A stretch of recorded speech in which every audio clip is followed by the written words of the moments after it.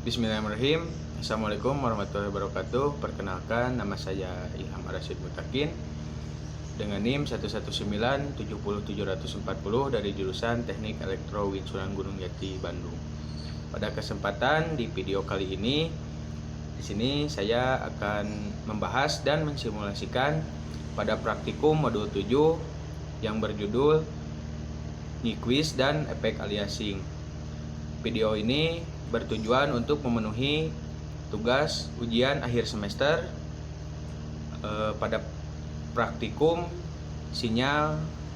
pengolahan sinyal digital. Langsung saja kita ke pembahasannya dan simulasinya.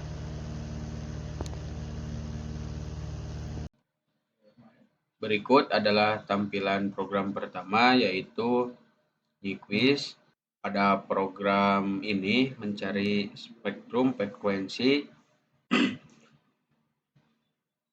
Program spektrum frekuensi dari sebuah sinyal kosinus yang dibangkitkan. Seperti biasa, di awal program ini terdapat instruksi clear yang digunakan untuk menghapus di jendela workspace. Kemudian close all adalah untuk menghapus semua image di Windows, dan CLC untuk menghapus di command window. Kemudian dideklarasikan nilai-nilai di mana untuk rentang T, untuk rentang T-nya yaitu 1 detik untuk rentang T-nya, atau dari 0 sampai 1 seperti pada instruksi di atas, yakni T sama dengan 0,0,001 1. Kemudian pada line selanjutnya masih sama seperti kode program sebelumnya, masih mendeklarasikan nilai rentang T-nya, yakni T1 sama dengan 01 atau F1, dan untuk fungsi sinyalnya juga masih sama, Y1 sin 2 pi FTL. Dan untuk menggambarkan hasil grafiknya dengan instruksi plot sama dengan T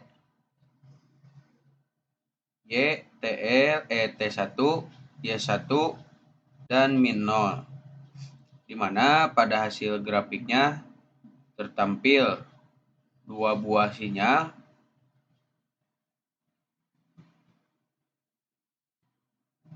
yang mana dua buah sinyal itu merupakan grafik sinyal asli. Sebelumnya yang sinusoidal, sedangkan untuk T1 Y1 itu adalah banyaknya titik pencuplikan sinyal, di mana hasil pencuplikannya atau samplingnya itu ada 3 titik sampling, karena pada rentang T1 terdiri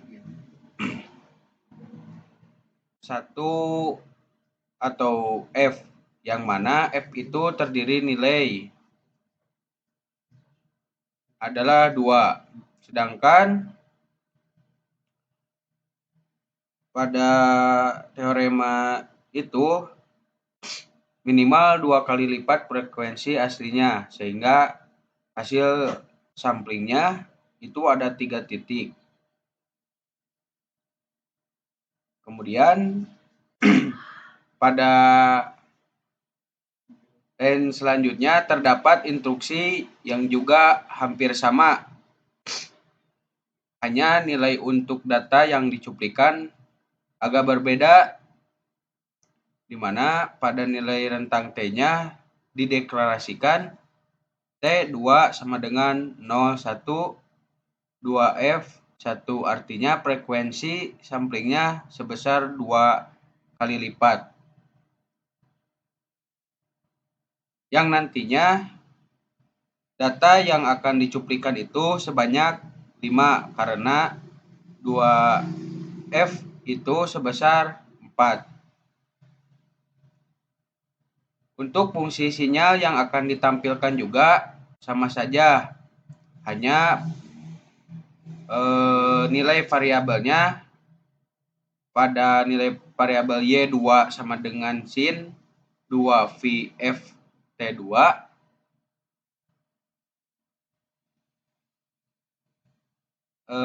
fungsi adalah untuk menggambarkan fungsi grafiknya.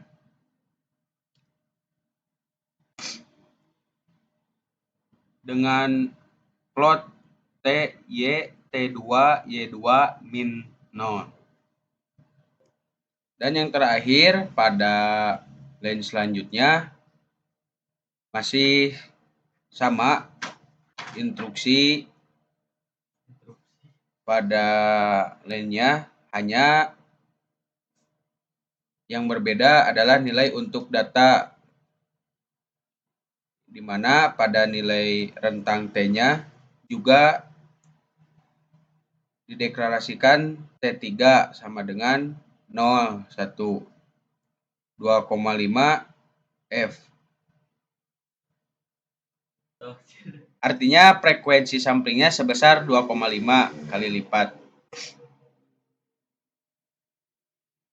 Yang dimana hasil data yang akan dicuplikan itu sebanyak 6. Karena 2,5 F itu sebesar 5. Sehingga nantinya dapat data cuplikannya sebesar 6. Kemudian fungsi sinyal yang akan ditampilkan juga sama, hanya dirubah variabelnya. Nah, untuk mengubah variabelnya yakni Y3 sin 2V F T3.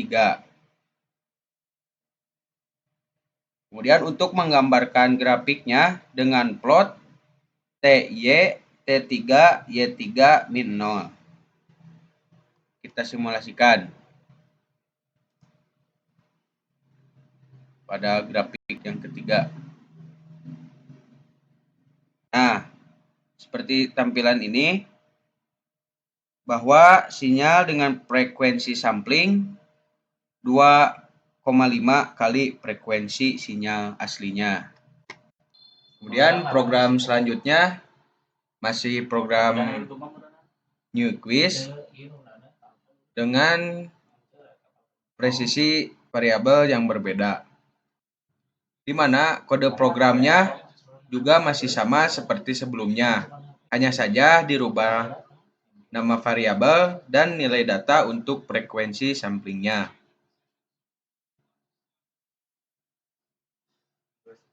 Dari percobaan kedua masih terkait Nyquist.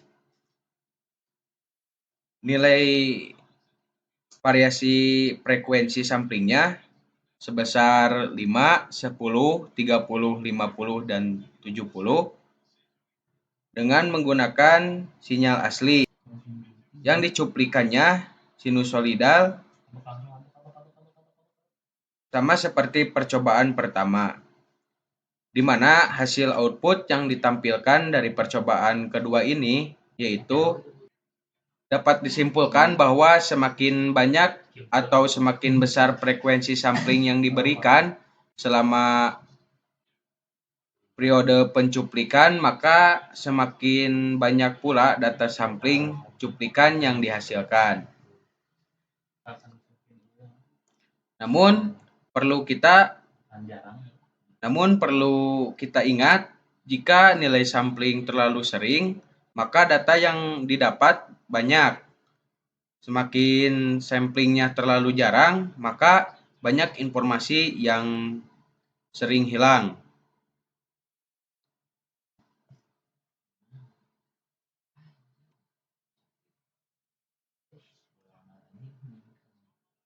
Kemudian pada program yang terakhir yaitu efek aliasing. Pada program ini berikut ini adalah source kodenya. Kemudian kita simulasikan seperti pada gambar figur 1 ini,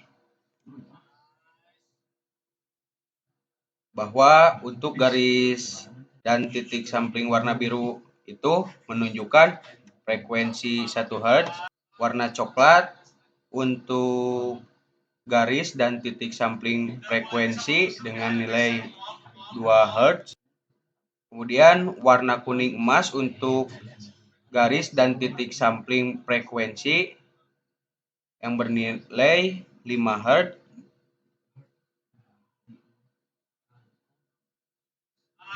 Warna ungu untuk garis dan titik sampling frekuensinya 10 Hz. Warna biru untuk garis dan titik sampling frekuensi yang bernilai frekuensinya 18 Hz. Dan yang terakhir, warna merah agak coklat untuk garis dan titik sampling dengan nilai frekuensi 19. Jika diamati terhadap grafik sinyal setiap frekuensinya dapat dilihat bahwa untuk frekuensi 10 Hz itu frekuensi 1, 2, dan 5 Hz jika disandingkan dengan bentuk grafik dengan frekuensi 15, 18, dan 19 Hz itu hasil grafik sinyal. Titik samplingnya sama saja, hanya saja bentuk sinyalnya dengan frekuensi 15 Hz atau dengan frekuensi 5 Hz, sedangkan sinyal dengan frekuensi 18 Hz atau dengan frekuensi 2 Hz, dan untuk sinyal frekuensi 19 Hz itu adalah dengan sinyal frekuensi 1 Hz. Nah, hal ini pun juga dapat dihitung dengan rumus frekuensi aliasing, frekuensi pencuplikan. Nah, untuk frekuensi 15 Hz sama dengan 20 Hz dikurang 15 Hz sama dengan 5 Hz. Kemudian frekuensi 18 Hz sama dengan 20 Hz dikurang 18 Hz sama dengan 2 Hz. Dan yang terakhir dengan frekuensi 19 Hz sama dengan 20 Hz dikurang 19 Hz sama dengan 1 Hz. Nah, oleh karena itu, efek aliasing ini mengakibatkan bahwa sinyal dari frekuensi yang berbeda menjadi tidak dapat dibedakan satu sama lainnya. Nah, pada komponen frekuensi tinggi dari spektrum sinyal mengambil identitas frekuensi yang lebih rendah dalam spektrum sinyal simpel. Nah, jadi kesimpulan yang dapat kami paparkan pada percobaan yang telah dilakukan, maka semakin banyak atau semakin besar frekuensi sampling yang diberikan selama periodisasi pencuplikan, maka semakin banyak pula data sampling atau cuplikan yang dihasilkan. Sedangkan semakin sedikit atau kecilnya nilai frekuensi sampling, maka akan lebih sedikit pula data cuplikan yang dihasilkan. Namun pada